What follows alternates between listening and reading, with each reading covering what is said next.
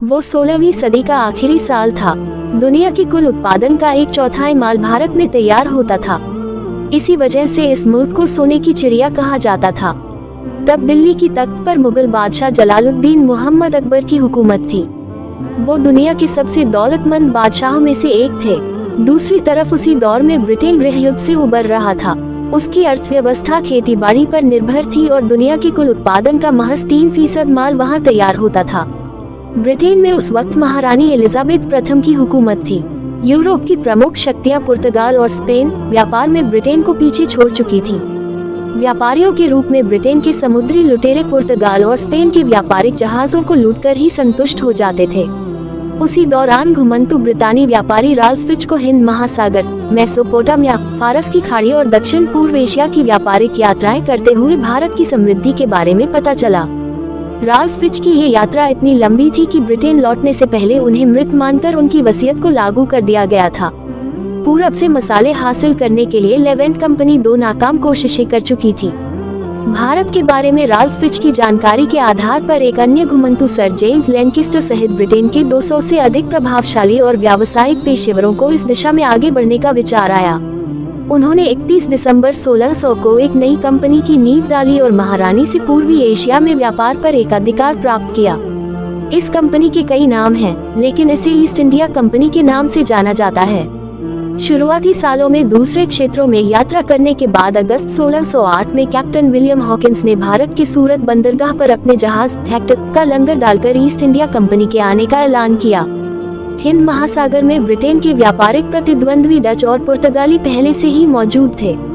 तब किसी ने अनुमान भी नहीं लगाया होगा कि ये कंपनी अपने देश से 20 गुना बड़े, दुनिया के सबसे धनी देशों में से एक और उसकी लगभग 1/4 आबादी पर सीधे तौर पर शासन करने वाली थी। तब तक बादशाह अकबर की मृत्यु हो चुकी थी। उस दौर में संपत्ति के मामले में केवल चीन का मिंग राजवंश ही बादशाह अकबर की बराबरी कर सकता था।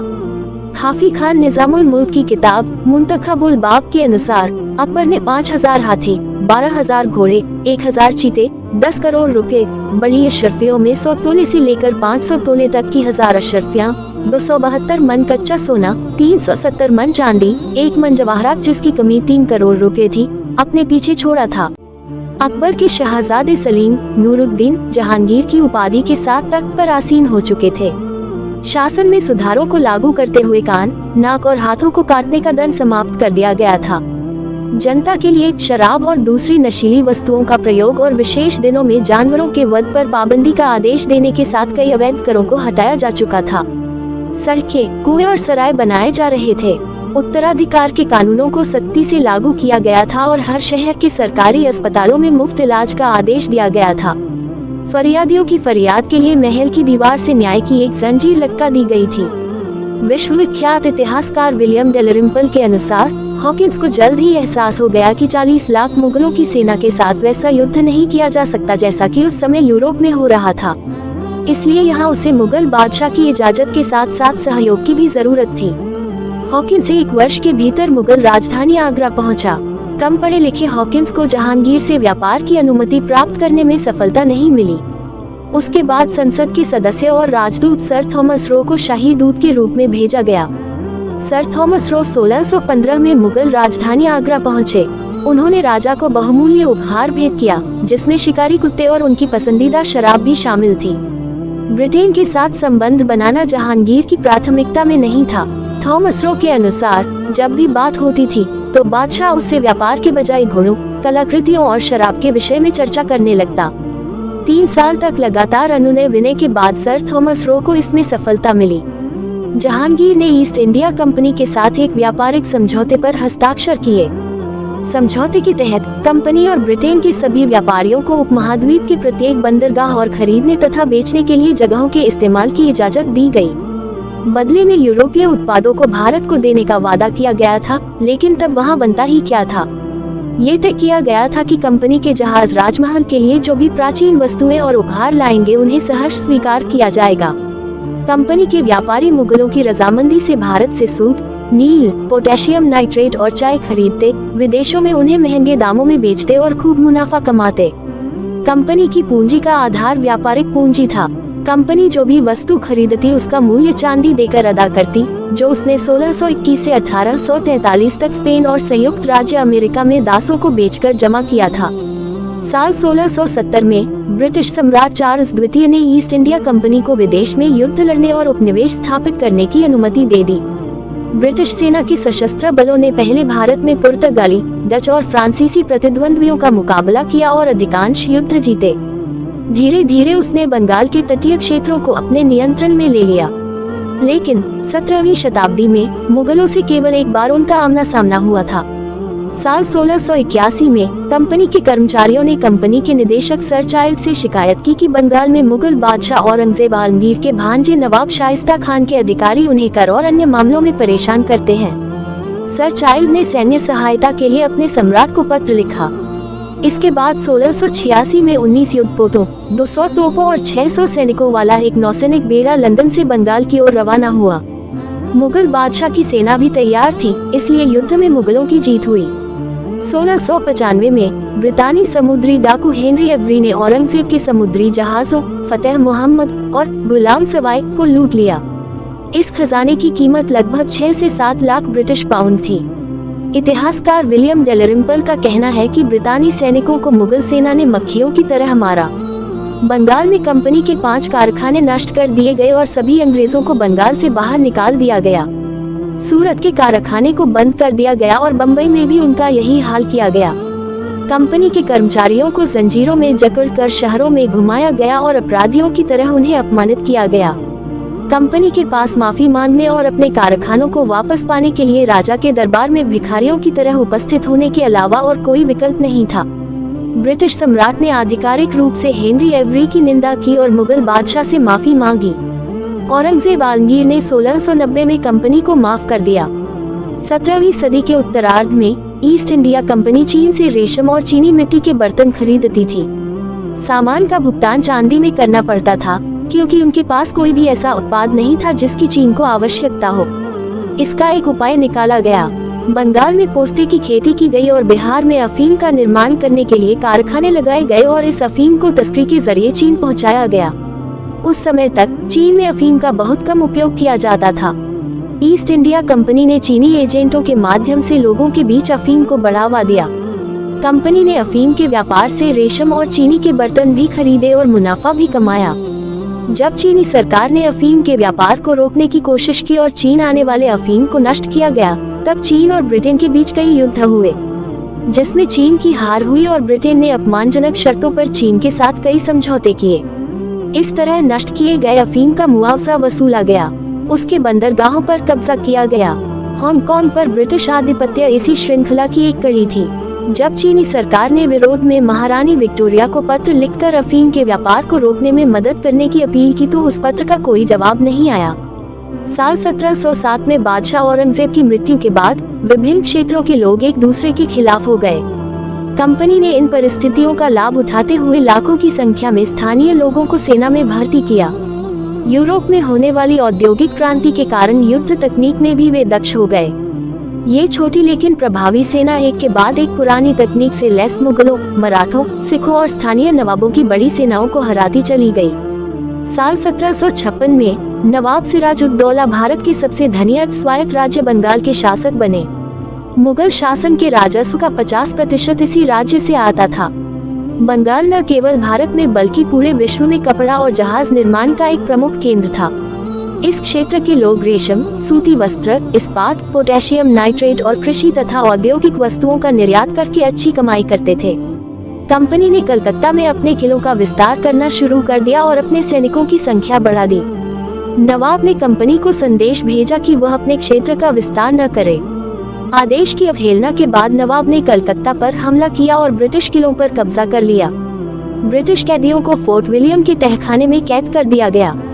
ईस्ट इंडिया कंपनी ने नवाब की सेना के सेनापति मीर जाफर को अपने साथ मिला लिया, जिसके मन में शासक बनने की इच्छा थी। 23 जून 1757 को प्लासी में कंपनी और नवाब की सेनाओं के बीच युद्ध हुआ। तोपों की अधिकता और मीर जाफर के विश्वासघात के कारण अंग्रेज विजयी हुए और मीर जाफर को बंगाल के सिंहासन पर बैठा दिया गया। अंग्रेज अब मीर जाफर से मालगुजारी वसूलने लगे। इस प्रकार भारत में लूटपाट का युग आरंभ हुआ। जब खजाना खाली हो गया, तो मीर जाफर ने कंपनी से पीछा छुड़ाने के लिए डच सेना की मदद ली। 1759 में और फिर 1764 में विजय के बाद कंपनी ने बंगाल का प्रशासन अपने हाथ में ले लिया।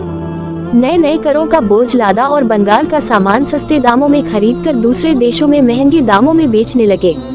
स्कॉलर वजाहत मसूद लिखते हैं कि 18वीं शताब्दी के पूर्वार्ध में ब्रितानी व्यापारी चांदी के सिक्के देकर भारतीयों से कपास और चावल खरीदते थे। प्लासी की लड़ाई के बाद ईस्ट इंडिया कंपनी ने वित्त और राजस्व की प्रणाली की सहायता से भारत के साथ व्यापार पर एकाधिकार स्थापित कर लिया। ये व्यवस्था की गई थी कि भारतीयों से प्राप्त राजस्व का लगभग 1/3 भारतीय उत्पादों को खरीदने में खर्च किया जाएगा। इस प्रकार भारत के लोग जो राजस्व देते थे उसके 1/3 के बदले उन्हें अपना उत्पाद बेचने के लिए मजबूर किया जाता था। इतिहासकार, आलोचक और पत्रकार बारी अलीग ने अपनी पुस्तक कंपनी की हुकूमत में लिखा है, दुनिया के प्रत्येक देश के व्यापारी भारत के साथ व्यापार करते थे। सभ्य लोगों के बीच ढाका और मुर्शिदाबाद के मलमल का उपयोग महानता और श्रेष्ठता का प्रमाण माना जाता था। यूरोप के सभी देशों में इन दोनों शहरों के मलमल और चिकन बहुत लोकप्रिय थे। भारत के अन्य उद्योगों की तुलना में कपड़ा उद्योग काफी बेहतर स्थिति में था। भारत से सूती और ऊनी कपड़े, शॉल, मलमल और कशीदाकारी का निर्यात किया जाता था। अहमदाबाद अपने रेशम और रेशम पर किए जाने वाले सोने चांदी के काम के लिए दुनिया भर में मशहूर था। 18वीं सदी में इंग्लैंड में इन कपड़ों की इतनी अधिक मांग थी कि सरकार को इन पर रोक लगाने के लिए भारी कर लगाना पड़ा। कपड़ा बुनाई के अलावा लोहे के काम में भी भारत काफी प्रगति कर चुका था। लोहे से बना सामान भी भारत से बाहर भेजा जाता था। मुगल बादशाह औरंगजेब के शासनकाल के दौरान मुल्तान में जहाजों के लिए लोहे का लंगर बनाया जाता था। बंगाल ने जहाज निर्माण में काफी प्रगति की थी। एक अंग्रेज के शब्दों में, आम अंग्रेजों को समझाना मुश्किल है कि हमारे शासन से पहले भारतीय लोग काफी सुखद जीवन व्यतीत कर रहे थे। व्यापारी और साहसी लोगों के लिए विभिन्न प्रकार की सुविधाएं उपलब्ध थीं। मुझे पूरा विश्वास है कि अंग्रेजों के आने से पहले भारतीय व्यापारी बहुत ही आरामदायक जीवन जी रहे थे। औरंगजेब के शासनकाल के दौरान सूरत और अहमदाबाद से जो उत्पाद निर्यात किया जाता था, उससे क्रमशः 13 लाख और 100 से 3 लाख रुपए की वार्षिक राजस्व की वसूली होती थी। ईस्ट इंडिया कंपनी एक व्यापारिक कंपनी थी, लेकिन उसके पास 2.5 लाख सैनिकों की एक फौज थी। जहां व्यापार से लाभ की संभावना नहीं होती, तो वहां सेना उसे संभव बना देती। कंपनी की सेना ने अगले 50 वर्षों में भारत के अधिकांश हिस्से पर कब्जा कर लिया। उन क्षेत्रों पर कंपनी को राजस्व देने वाले स्थानीय शासक शासन करने लगे। प्रत्यक्ष रूप से सत्ता स्थानीय शासकों के हाथों में थी, लेकिन राज्य का अधिकांश राजस्व ब्रिटिश तिजोरियों में जाता था। जनता मजबूर थी। अगस्त 1765 में ईस्ट इंडिया कंपनी ने मुगल बादशाह शाह आलम को हराया। लॉर्ड क्लाइव ने पूर्वी प्रांतों बंगाल, बिहार और उड़ीसा की दीवानी अर्थात राजस्व वसूलने और जनता को नियंत्रित करने का अधिकार 26 लाख रुपए वार्षिक के बदले हासिल कर लिया। इसके बाद भारत कंपनी के शासन के अधीन आ गया। इतिहासकार सैयद हसन रियाज के अनुसार उस दौर में जनता के बीच ये धारणा प्रचलित थी, दुनिया खुदा की, मुल्क बादशाह का और हुक्म कंपनी बहादुर का। मुगलिया शासन के अंतिम दौर में शासकों द्वारा जनता का खून निचोड़कर जो धन संपदा एकत्र की जाती थी, वह शाही परिवार की विलासिता में खर्च हो जाता था। मुगल शहजादे, जिन्हें सुल्तान कहा जाता था, वे अपने आलस्य, निष्क्रियता, कायरता और विलासिता के लिए विख्यात थे। इतिहासकार डॉक्टर मुबारक अली अपनी पुस्तक आखिरी अहद का मुगलिया हिंदुस्तान में लिखते हैं कि सन 1948 में नृत्य और सरोद की महफिलों में सब कुछ लुटाकर दाद देने वाले नाकारा सुल्तानों की संख्या 2104 तक पहुंच गई थी। शाह आलम का बेटा अकबर भी कामुकता में अपने बाप से कम नहीं था। 18 वर्ष की आयु में वह 18 बेगमों का शौहर था। 18वीं शताब्दी में 1769 से 1773 तक बिहार से लेकर बंगाल तक का दक्षिणी क्षेत्र अकाल से प्रभावित था। एक अनुमान के अनुसार अकाल से लाखों लोगों की मौत हुई। गवर्नर जनरल वारेन हेस्टिंग्स की एक रिपोर्ट के अनुसार 1/3 आबादी भूखमरी से मर गई। मौसम की प्रतिकूल स्थिति के अलावा ग्रामीण आबादी कंपनी द्वारा लगाए गए भारी कर के कारण कंगाल हो गई थी। नोबेल पुरस्कार से सम्मानित अर्थशास्त्री अमर्त्य सेन के अनुसार बंगाल का अकाल मानव निर्मित था। किसी भी तरह के विवाद की स्थिति में ईस्ट इंडिया कंपनी स्थानीय शासकों को अपनी सेना किराए पर उपलब्ध कराती थी, लेकिन इन सैन्य खर्चों के बोझ की वजह से वे जल्द ही कंगाल हो जाते और उन्हें अपना शासन गंवाना पड़ता। इस तरह कंपनी लगातार अपने क्षेत्र का विस्तार करती जाती। कंपनी ने मानवीय त्रासदी से भी लाभ उठाया। जो चवाल 1 रुपए का 120 सेर मिलता था, वह बंगाल के अकाल के दौरान 1 रुपए में केवल 3 सेर मिलने लगा। एक जूनियर अधिकारी ने इस तरह 60,000 पाउंड का लाभ कमाया। ईस्ट इंडिया कंपनी के 120 वर्षों के शासनकाल के दौरान 34 बार अकाल पड़ा। मुगल शासन के अंतर्गत अकाल के दौरान लगान कर को कम कर दिया जाता था, लेकिन ईस्ट इंडिया कंपनी ने अकाल के दौरान लगान में वृद्धि की। लोग रोटी के लिए अपने बच्चों को बेचने लगे। ईस्ट इंडिया कंपनी के एक कर्मचारी शेख दीन मोहम्मद ने अपने यात्रा वृतांत में लिखा है कि सन 1780 के आसपास जब हमारी सेनाएं आगे बढ़ रही थी, तो हमने कई हिंदू तीर्थयात्रियों को देखा जो सीताकुंड जा रहे थे। 15 दिनों में हम मुंगेर से भागलपुर पहुंच गए। हमने शहर के बाहर शिविर लगाया। ये शहर औद्योगिक रूप से महत्वपूर्ण था और व्यापार की रक्षा के लिए इसके पास अपनी एक सेना भी थी। हम 4-5 दिन वहां ठहरे। हमें पता चला कि ईस्ट इंडिया कंपनी का कैप्टन ब्रूक, जो सैनिकों की 5 कंपनियों का प्रमुख था, वह भी पास में ही ठहरा हुआ है। उसे कभी कभार पहाड़ी आदिवासियों का सामना करना पड़ता। ये पहाड़ी लोग भागलपुर और राजमहल के बीच की पहाड़ियों पर रहते थे और वहां से गुजरने वाले यात्रियों को परेशान करते थे। कैप्टन ब्रूक ने उनमें से बहुत सारे लोगों को पकड़ लिया और उन्हें एक मिसाल बना दिया। कुछ लोगों को सार्वजनिक रूप से कोड़े मारे गए और कुछ को इस तरह से फांसी पर लटकाया गया कि पहाड़ों से साफ तौर पर दिखाई दे, ताकि उनके साथियों के दिलों में दहशत बैठ जाए। यहाँ से हम आगे बढ़े और हमने देखा कि पहाड़ी के सभी प्रमुख स्थानों पर हर आधे मील पर उनके शव लटके हुए हैं। हम सुकई गढ़ी और तलिया गढ़ी के रास्ते राजमहल पहुँचे, जहाँ कुछ दिनों तक रुके। हमारी सेना बहुत बड़ी थी, लेकिन पीछे से व्यापारियों पर कुछ अन्य पहाड़ियों ने हमला कर दिया। हमारे सिपाहियों ने उनका पीछा किया। कई लोगों को मार डाला गया और 30 या 40 पहाड़ी लोगों को पकड़ लिया गया। अगली सुबह जब शहर के लोग हमेशा की तरह हाथी, घोड़े और बैलों का चारा लेने और जलाने के लिए लकड़ी खरीदने के लिए पहाड़ियों के पास गए, तो पहाड़ियों ने उन पर हमला कर दिया। 7 या 8 लोग मारे गए। पहाड़ी अपने साथ 3 हाथी, कई ऊँट, घोड़े और बैल भी ले गए। हमारे हथियारबंद सैनिकों ने जवाबी कार्रवाई में बहुत से पहाड़ियों को मार डाला जो तीर कमान और तलवारों से लड़ रहे थे, और 200 पहाड़ियों को हिरासत में ले लिया। उनकी तलवार का वजन 15 पाउंड था और जो अब हमारी जीत की ट्रॉफी बन चुकी थी। कर्नल ग्रांट के आदेश के अनुसार इन पहाड़ियों पर बहुत अत्याचार किया गया। कुछ के नाक और कान काट दिए गए, कुछ को फांसी दे दी गई। इसके बाद हमने कलकत्ता की ओर अपना मार्च जारी रखा। केवल मैसूर के शासक टीपू सुल्तान ने फ्रांस के तकनीकी सहयोग के साथ कंपनी का वास्तविक प्रतिरोध किया और कंपनी को 2 युद्धों में हराया भी। लेकिन भारत के अन्य शासकों को अपने साथ मिलकर टीपू सुल्तान पर भी काबू पा लिया गया। जब कंपनी के गवर्नर जनरल लॉर्ड वेलेस्ली को 1799 में टीपू की मृत्यु की सूचना दी गई, तो उसने अपना गिलास हवा में उठाते हुए कहा कि आज मैं भारत की लाश पर जश्न मना रहा हूँ।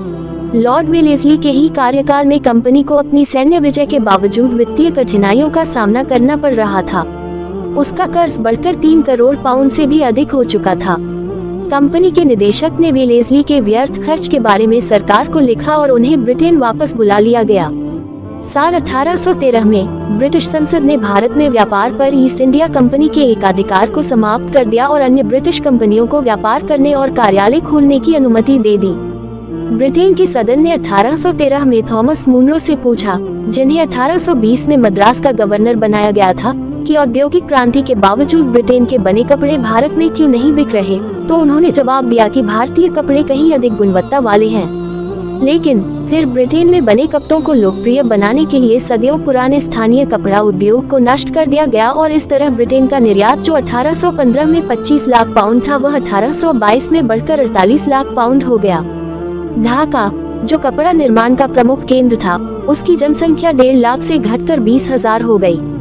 गवर्नर जनरल विलियम बेंटिक ने अपनी 1834 की रिपोर्ट में लिखा कि अर्थशास्त्र के इतिहास में ऐसी विकट परिस्थिति का कोई और उदाहरण नहीं मिल सकता। भारतीय बुनकरों की हड्डियों से भारत की धरती सफेद हो गई है। किसानों की आय पर 66% कर लगा दिया गया, जो मुगल काल में 40% था। नमक सहित दैनिक उपयोग की वस्तुओं पर भी कर लगाया गया। इससे नमक की खपत आधी हो गई। कम नमक का उपयोग करने के कारण गरीबों के स्वास्थ्य पर इसका बुरा प्रभाव पड़ा तथा हैजा और लू से होने वाली मौतों में उल्लेखनीय वृद्धि हुई। ईस्ट इंडिया कंपनी के एक निदेशक हेनरी जॉर्ज टकर ने 1823 में लिखा कि भारत को एक औद्योगिक देश की जगह एक कृषक देश में बदल दिया गया ताकि ब्रिटेन में निर्मित सामान भारत में बेचा जा सके। 1833 में ब्रिटिश संसद द्वारा एक कानून पारित कर ईस्ट इंडिया कंपनी से व्यापार करने का अधिकार छीन लिया गया और इसे एक सरकारी निगम में बदल दिया गया। 1874 में भंग हुई east India company. William Dalrymple ने अपनी किताब the anarchy, the relentless rise of the east India company में लिखा है कि ये इतिहास का एक अनूठा उदाहरण है जिसमें 18वीं शताब्दी के मध्य में एक निजी कंपनी ने अपनी थल सेना और नौसेना की मदद से 20 करोड़ की आबादी वाले एक देश को गुलाम बना दिया था। कंपनी ने सड़कें बनाई, पुल बनाए, सराय का निर्माण किया, रेल चलाई, मगर आलोचकों का कहना है कि इन परियोजनाओं ने जनता को परिवहन की सुविधाएं तो दी, लेकिन इसका असली उद्देश्य कपास, रेशम, अफीम, चीनी और मसालों के व्यापार को बढ़ावा देना था। साल 1835 के अधिनियम के अंतर्गत अंग्रेजी भाषा और साहित्य को बढ़ावा देने के लिए धन आवंटित किया गया था। 1857 के स्वतंत्रता संग्राम कंपनी के अनुसार विद्रोह के दौरान कंपनी ने हजारों लोगों को बाजारों में और सड़कों पर लटकाकर मार डाला और बहुत से लोगों को कुचल डाला गया। ये ब्रिटिश औपनिवेशिक इतिहास का सबसे बड़ा नरसंहार था। स्वतंत्रता संग्राम के अगले वर्ष 1 नवंबर को ब्रिटेन की महारानी विक्टोरिया ने कंपनी के अधिकारों को समाप्त कर शासन की बागडोर सीधे तौर पर अपने हाथों में ले ली। कंपनी की सेना का ब्रिटिश सेना में विलय कर दिया गया और कंपनी की नौसेना को भंग कर दिया गया। लॉर्ड मैकॉले के अनुसार कंपनी शुरू से ही व्यापार के साथ साथ राजनीति में भी भागीदार थी, इसलिए कंपनी की आखिरी सांसें 1874 तक चलती रही। उसी वर्ष ब्रितानी अखबार द टाइम्स ने 2 जनवरी के अंत में लिखा, इसने मानव जाति के इतिहास में ऐसा काम किया है जैसा किसी और कंपनी ने नहीं किया और आने वाले सालों में कोई ऐसा करे इसकी संभावना भी नहीं है। भारत अब ब्रिटेन की महारानी के शासन के अधीन था।